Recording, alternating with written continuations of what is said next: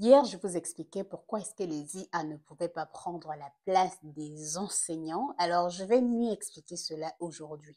Lorsqu'une intelligence artificielle, que ce soit humanoïde ou pas, est en train de parler, c'est un peu comme si elle est bonjour, aujourd'hui on va.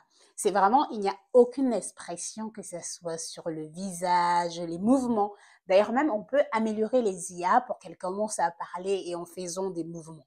Mais si on part sur la règle de 3V, ou du moins sur la règle plutôt de 7, 38, 55, selon laquelle ce qui est dit, c'est-à-dire les mots, ça représente 7%, la tonalité de la voix, par exemple, je vais dire aujourd'hui on va parler, les IA ne peuvent pas prendre la place des enseignants, la tonalité qu'il y a dans la voix représente 38%, et le langage corporel, comme je suis en train de vous parler, en expliquant avec les mains maintenant et en essayant de faire des mouvements, par exemple, de va-et-vient, ça représente 55%. Donc, pourquoi les IA ne pourront pas prendre la place des enseignants? Tout simplement parce que même si les IA, ils ont quand même plus d'informations et peuvent reproduire exactement ce qu'elles savent avec des mots exacts, contrairement à une enseignante, par exemple, comme moi, elle ne pourra pas arriver à faire exactement ou avoir même ce langage corporel aussi naturel avec les émotions qui vont aller du genre dire, je ne veux pas qu'elle y apprenne mon travail ou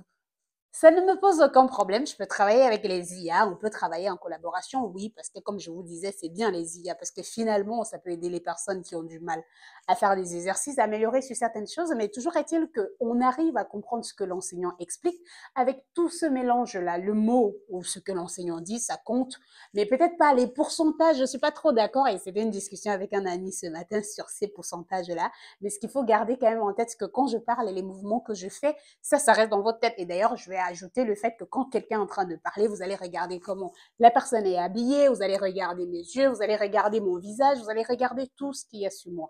Et pourtant, si vous avez plutôt une IA ou si vous avez un robot qui est placé devant vous, dès le départ, vous savez déjà que c'est un robot et alors il n'y a pas vraiment d'intérêt à regarder parce que le robot, il va pas changer, il va pas... Mais c'est quelque chose que je pense que en regardant ou en parlant des émotions, on ne pourra pas du tout remplacer l'enseignant.